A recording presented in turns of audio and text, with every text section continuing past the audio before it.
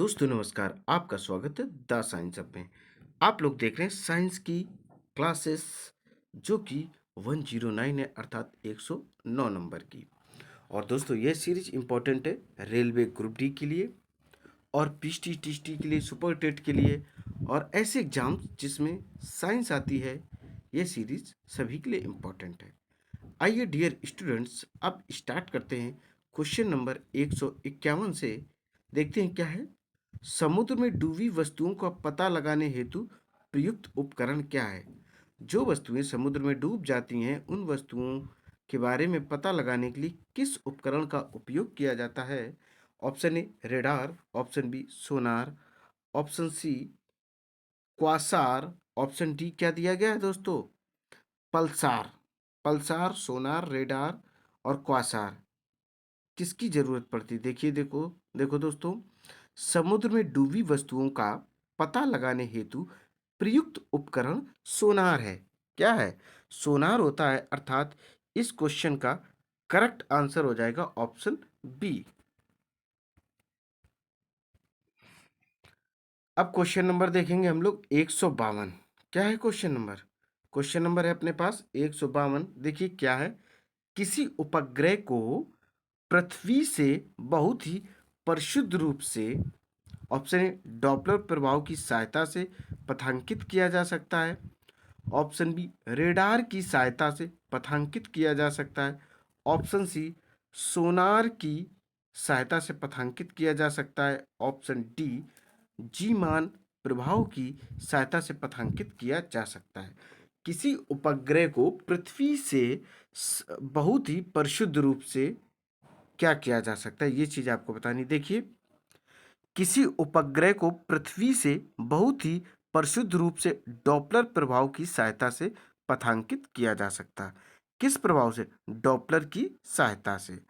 अब आप लोग समझ लें कि प्रकाश में डॉपलर प्रभाव क्या है।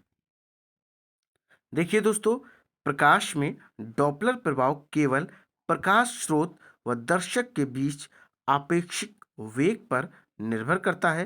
प्रकाश के डॉपलर प्रभाव द्वारा सुदूर तारों व गैलेक्सियों के पृथ्वी के सापेक्ष वेग तथा उनकी गति की दिशा ज्ञात की जाती है। तो इस क्वेश्चन का करेक्ट आंसर क्या हो जाएगा? Option A. अब देखते हैं नेक्स्ट क्वेश्चन। क्वेश्चन अपने पास है 153। क्या है? 153 है। देखते हैं क्या है। कोई बच्चा एक गेंद को ऊपर उछालता है और गेंद उसके पास वापस 4 सेकंड पश्चात लौट आती है। निम्नलिखित में से कौन सा ग्राफ गेंद के वेग, समय, अनुरेग को व्यक्त करता है? क्या करता है? व्यक्त करता है। ये चीज आपको दोस्तों बतानी है। तो अपने पास दो ग्राफ दिए गए हैं, इनको देखिए। फर्स्ट ऑफ ऑल ए दिया गया है, वेग दिया गया है और समय दिया गया है। फिर दिया गया बी नंबर। बी में वेग और समय दोनों चीजें दी गई हैं और दोनों ग्राफों को आप लोग ध्यान से देखें और समझें। नेक्स्ट जो ग्राफ दिए गए हैं अपने पास वह ये दिया गया दोस्तों। क्या दिया गया? सी और ये रहा, सी और डी। अब चारों ग्राफ आपने देख लिए हैं। आपको चारों ग्राफ में अंतर समझना है और इस क्वेश्चन के आंसर को देना है। क्वेश्चन क्या है दोस्तों? 153 है अर्थात 153 है और आपको बताना है इस क्वेश्चन का एग्जैक्ट आंसर क्या हो जाएगा। देखिए, कोई बच्चा एक गेंद को ऊपर उछालता है और गेंद उसके पास वापस 4 सेकंड पश्चात लौट आती है। एक ग्राफ गेंद के वेग, समय, अनुरेग को व्यक्त करता है। किसको व्यक्त करता है? अनुरेग को व्यक्त करता है। अर्थात दोस्तों इसका जो करेक्ट आंसर हो जाएगा वह हो जाएगा ऑप्शन ए। क्या हो जाएगा? ऑप्शन ए हो जाएगा। क्वेश्चन ये रहा। चलिए नेक्स्ट देखते हैं दोस्तों। अब हम लोग क्वेश्चन देखेंगे 154। क्या है 154?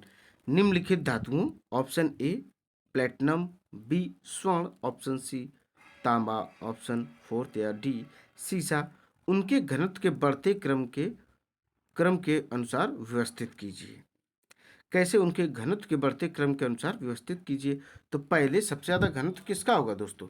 सबसे पहला जो घनत्व होगा वह हो जाएगा इसका, सीसा का। सीसा का सबसे अधिक घनत्व हो जाएगा।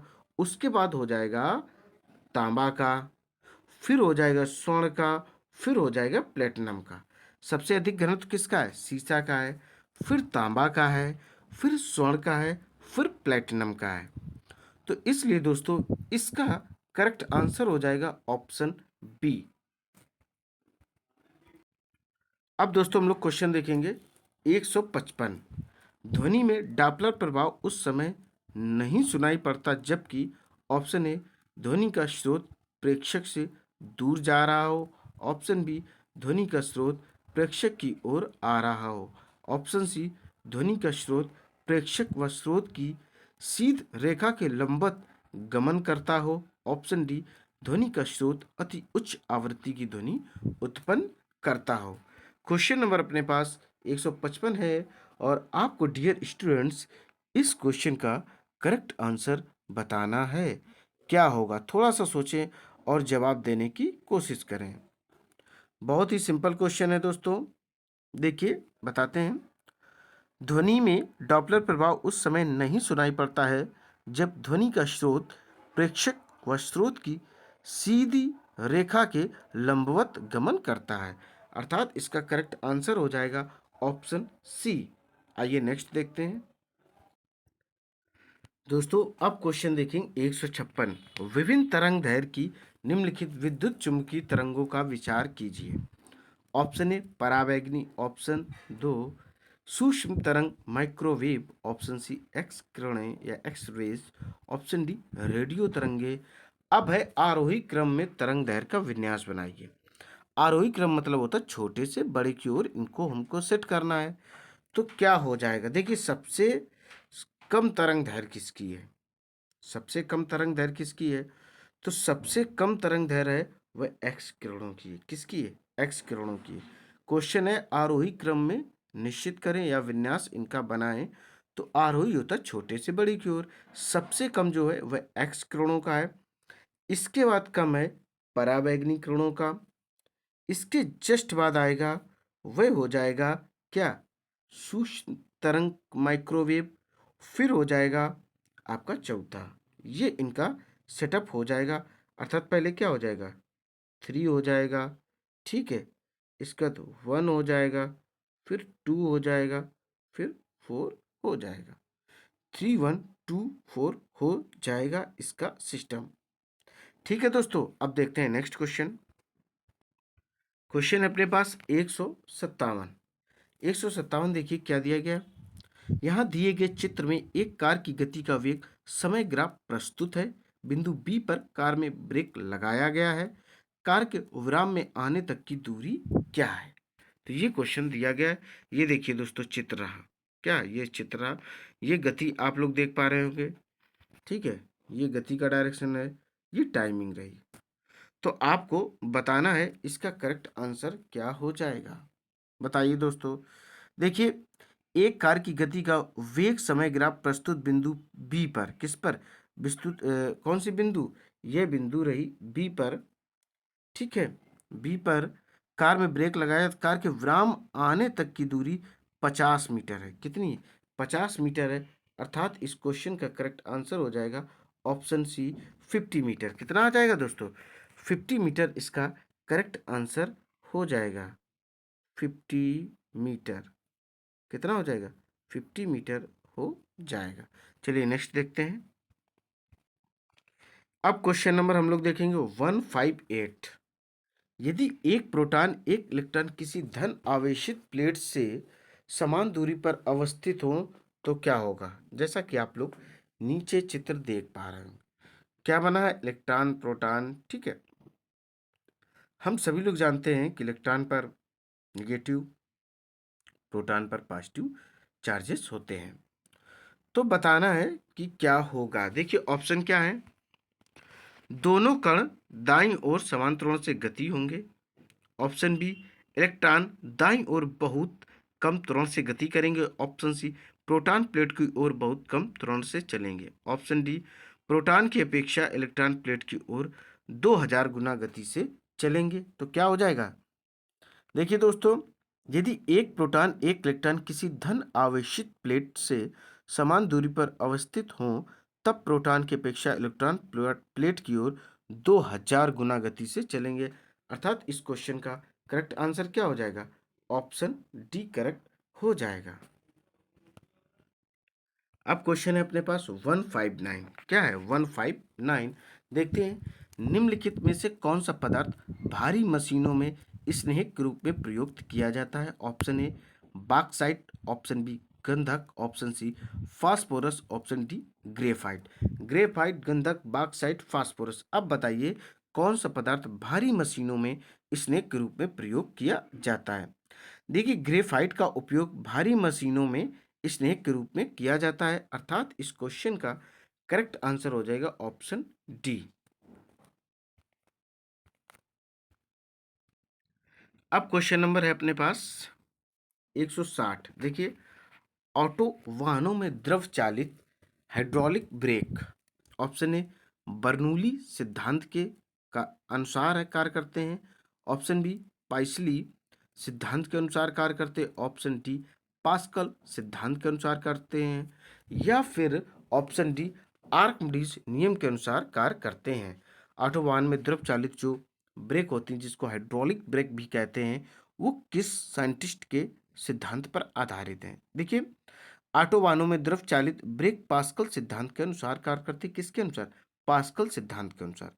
हाइड्रोलिक लिफ्ट, हाइड्रोलिक प्रेस भी पास्कल के नियम पर भी आधारित यंत्र हैं।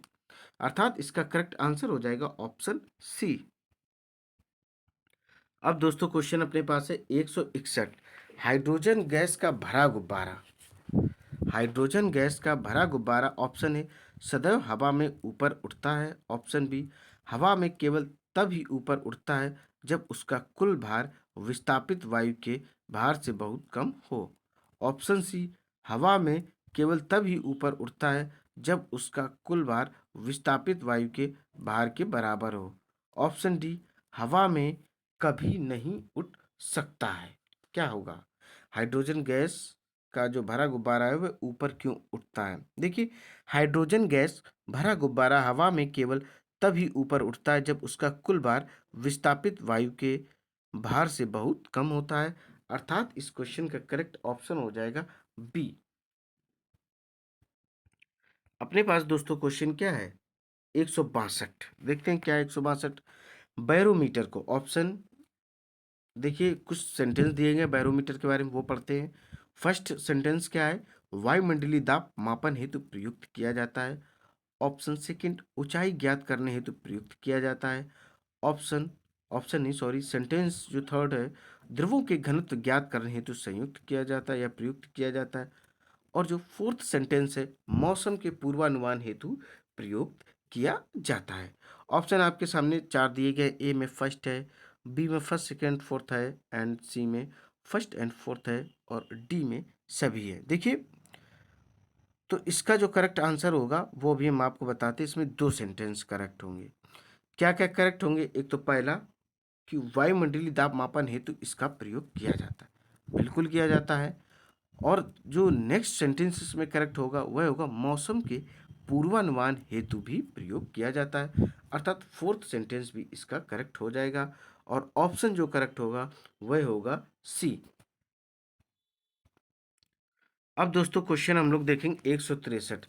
आकाश में कलाबाजी नामक साहसिक खेल के लिए निम्नलिखित ग्राफ चित्रों में कौन सा ग्राफ द्वारा अपना पैराशूट खोलने से पूर्व की गति को व्यक्त करता है? ये चीजें आपको बतानी है। पहले आप समझ लें A graph, B graph, C graph और डी ग्राफ। तो इसका एग्जैक्ट आंसर आप लोगों को दोस्तों बताना है कि करेक्ट क्या हो जाएगा। देखिए, क्वेश्चन नंबर 163 है। और क्वेश्चन अपना क्या है, जो आपने आकाश में देखा होगा विभिन्न प्रकार की कलाएं खेली जाती हैं, ठीक है, तो पैराशूट के माध्यम से खेली जाती हैं। तो उसके लिए कौन सा ग्राफ सफिश क्लियर रहेगा? तो वह रहेगा ऑप्शन बी। क्या ऑप्शन बी करेक्ट है? अब देखते हैं नेक्स्ट क्वेश्चन। अब क्वेश्चन नंबर है अपने पास 164। एक्स किरणें वास्तव में, ऑप्शन ए धीमी गति के इलेक्ट्रॉन है, ऑप्शन बी तीव्र गति के इलेक्ट्रॉन है, ऑप्शन सी विद्युत चुंबकीय तरंगे हैं, ऑप्शन डी धीमी गति के न्यूट्रॉन है।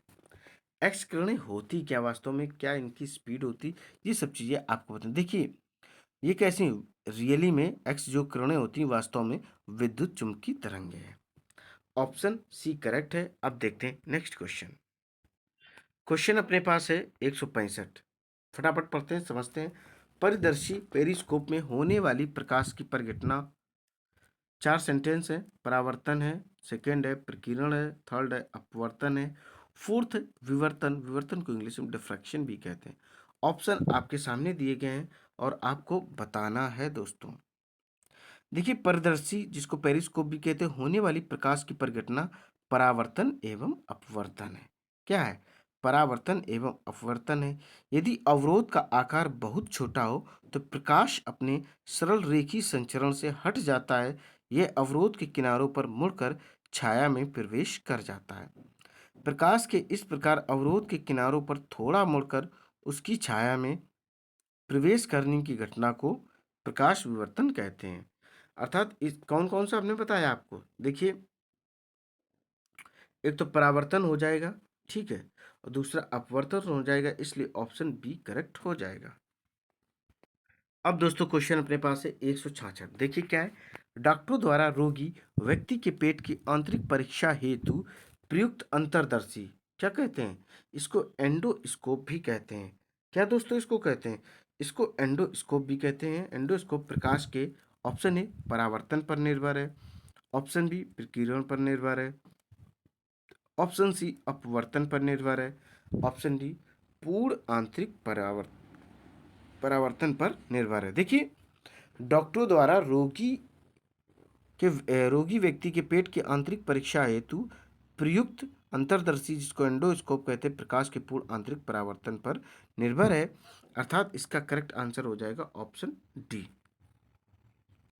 दोस्तों अब क्वेश्चन अपने पास है 167। 167। निम्नलिखित में से कौन से पदार्थ को लगभग 100 के अर्थात केल्विन तापमान पर अतिचालक सुपर कंडक्टर के रूप में काम में लाया जा सकता? ऑप्शन ए कांच, ऑप्शन बी पारा, ऑप्शन सी नर्म लोहा, ऑप्शन डी सिरेमिक। बताइए फटाफट इसका करेक्ट आंसर क्या होगा। बहुत सिंपल क्वेश्चन है दोस्तों। देखिए, सिरेमिक पदार्थ को लगभग 100 केल्विन 100 केल्विन तापमान पर अतिचालक के रूप में काम में लाया जाता है। करेक्ट आंसर हो जाएगा ऑप्शन डी। दोस्तों अब हम लोग क्वेश्चन देख पा रहे होंगे 168। देखते हैं क्या दिया गया है। निम्नलिखित में से कौन से पदार्थ अर्धचालक है? फर्स्ट सिलिकॉन ऑप्शन, और सेकंड जो है सिरेमिक है, और थर्ड जो है जर्मेनियम है, क्वार्ट्स। 4 दिए गए हैं, क्वार्ट्स, सिरेमिक, सिलिकॉन, जर्मेनियम। इनमें में से कौन अर्धचालक है, ये चीज आप लोगों को बतानी है। देखिए दोस्तों, सिलिकॉन एवं जर्मेनियम क्या अर्धचालक हैं? ऑप्शन बी करेक्ट है। क्या क्या है? सिलिकॉन भी और जर्मेनियम भी है, इसलिए 168 का करेक्ट आंसर हो जाएगा ऑप्शन बी। अब क्वेश्चन है अपने पास 169। विद्युत बल्ब में भिन्न निम्न दाब पर नाइट्रोजन या आर्गन गैस की कुछ मात्रा इसलिए भरी जाती जिससे ऑप्शन ए गर्म तंतु ठंडा रहे, ऑप्शन बी तंतु का वाष्पन ना हो जाए, ऑप्शन सी बल्ब वायुमंडलीय दाब पर वहन कर पाए, ऑप्शन डी तंतु की प्रवाह अधिक हो। तो क्या आंसर हो जाएगा? देखिए, विद्युत बल्ब में निम्न दाब पर नाइट्रोजन या आर्गन गैस की कुछ मात्रा इसलिए भरी जाती जिससे तंतु का वाष्पन ना हो सके। क्या हो सके? तंतु का वाष्पन ना हो सके। इसका करेक्ट आंसर हो जाएगा ऑप्शन बी, तंतु का वाष्पन ना हो जाए। चलिए नेक्स्ट देखते हैं। अपने पास क्वेश्चन 107 अर्थात 170 है। एसी को डीसी में परावर्तन करने की युक्ति क्या है? Option A transformer, option B दिष्टकारी जिसको रेक्टिफायर भी कहते हैं, ऑप्शन सी प्रेरण कुंडली, ऑप्शन डी डायनमो। आप लोग बताइए फटाफट इस क्वेश्चन का करेक्ट आंसर क्या हो जाएगा। देखिए, एसी को डीसी में बदलने के लिए रेक्टिफायर का उपयोग किया जाता है, अर्थात इसका करेक्ट आंसर हो जाएगा ऑप्शन बी। अब देखें क्वेश्चन नंबर 171। क्रांति वृत्त शब्द का प्रयोग ऑप्शन ए सूर्य के चारों ओर पृथ्वी के पथ के लिए करते हैं, ऑप्शन बी ग्रस्त सूर्य के लिए करते हैं, ऑप्शन सी ग्रस्त चंद्रमा के लिए करते हैं, ऑप्शन डी वर्ष भर के दौरान आकाश में सूर्य के पथ के लिए करते हैं। तो इसका करेक्ट आंसर क्या हो जाएगा? क्वेश्चन नंबर 171 है, क्रांति वृत्त शब्द का क्या अर्थ है? देखिए, जो क्रांति वृत्त शब्द का प्रयोग वर्ष भर के दौरान आकाश में सूर्य के पथ के लिए करते हैं, अर्थात ऑप्शन डी करेक्ट है। क्वेश्चन अपने पास 172 है, एक अंडा नल के जल में डूब जाता किंतु जल में साधारण नमक को के सांद्रित घोल में तैरता है, क्योंकि ऑप्शन ए नमक के घोल से अंडा नमक को अवशोषित कर विस्तारित हो जाता, ऑप्शन बी एल्यूमिन नमक में घुल जाता जिससे अंडा हल्का हो जाता, ऑप्शन सी अंडे के घनत्व से नमक घोल का घनत्व अधिक होता है, ऑप्शन डी नल के जल का पृष्ठ तनाव अधिक होता है। बताइए दोस्तों, इस क्वेश्चन का करेक्ट आंसर क्या हो जाएगा? थोड़ा सा दिमाग लगाइए दोस्तों, बहुत ही सिंपल क्वेश्चन है ये रहा, और इसका एग्जैक्ट आंसर है सी, अंडे के घनत्व से नमक का घोल का जो घनत्व क्या होता है वह अधिक होता है। चलिए नेक्स्ट देखते हैं। क्वेश्चन दोस्तों अपने पास 173 है, ठंडे क्षेत्रों में जहां ताप 0 सेल्सियस से नीचे जा सकता है, किसान अपनी फसल को नुकसान से बचाने के लिए खेतों को पानी से भर देते हैं, क्योंकि ऑप्शन ए ठंडे प्रदेशों में पानी पर्याप्त मात्रा में मिलता है, ऑप्शन बी जल की विशिष्ट ऊष्मा धारिता अधिक है, ऑप्शन सी जल की विशिष्ट ऊष्मा धारिता कम है, ऑप्शन डी ठंडे क्षेत्रों में मिट्टी द्वारा बहुत अधिक जल अवशोषित कर लिया जाता है। बताइए इसका करेक्ट आंसर। देखिए, ठंडे क्षेत्रों में जहाँ ताप 0 सेल्सियस से नीचे जा सकता है, किसान अपनी फसल को नुकसान से बचाने के लिए खेतों को पानी से भर देते हैं, क्योंकि जल की विशिष्ट ऊष्मा धारिता अधिक होती है। दोस्तों क्वेश्चन नंबर है अपने पास 173, इसका एग्जैक्ट आंसर है ऑप्शन बी। क्वेश्चन अपने पास 174, मानव नेत्र का वह भाग जो फोटोग्राफी कैमरा के द्वारक के समान कार्य करता है, ऑप्शन ए परितारिका कहलाता, option B lens, option C तारा, ऑप्शन डी रोमापेशियां जिसको सिल्वरी मसल्स भी कहते हैं। तो क्वेश्चन नंबर 174 है और आपको बताना है इसका एग्जैक्ट आंसर क्या हो जाएगा। देखिए, मानव नेत्र का वह भाग जो फोटोग्राफी कैमरा के द्वारक के समान कार्य करता हुआ तारा कहलाता है। क्या कहलाता है? तारा कहलाता है। ऑप्शन सी करेक्ट है। आइए नेक्स्ट क्वेश्चन देखते हैं। अपने पास दोस्तों क्वेश्चन है 175, फोटोग्राफी कैमरे को एफ संख्या है, ऑप्शन ए द्वारक के व्यास को दर्शाती है, ऑप्शन बी द्वारक व्यास के विलोम को दर्शाती है, ऑप्शन सी लेंस की फोकल दूरी व द्वारक के व्यास के अनुपात को दर्शाती है, ऑप्शन डी लेंस की फोकल दूरी व द्वारक के व्यास के गुणनफल को दर्शाती है। इसका करेक्ट आंसर आप लोग बताने की कोशिश कीजिए। देखिए क्वेश्चन क्या है, 175 है, फोटोग्राफी की कैमरे की एफ संख्या क्या दर्शाती है? देखिए, फोटोग्राफी कैमरे की एफ संख्या लेंस की फोकल दूरी व द्वारक के व्यास के अनुपात को दर्शाती है, अर्थात इसका करेक्ट आंसर हो जाएगा ऑप्शन सी। क्या हो जाएगा? ऑप्शन सी करेक्ट है। दोस्तों यह सीरीज यहीं पर कंप्लीट होती है। उम्मीद है सीरीज आपको पसंद आई होगी। इसी तरीके की जबरदस्त सीरीज आपको कंटिन्यू मिलती रहेंगी। आपको करना क्या है दोस्तों? अधिक से अधिक लाइक करना, शेयर करना और मेरे चैनल को सब्सक्राइब करना। दोस्तों जय हिंद, जय भारत।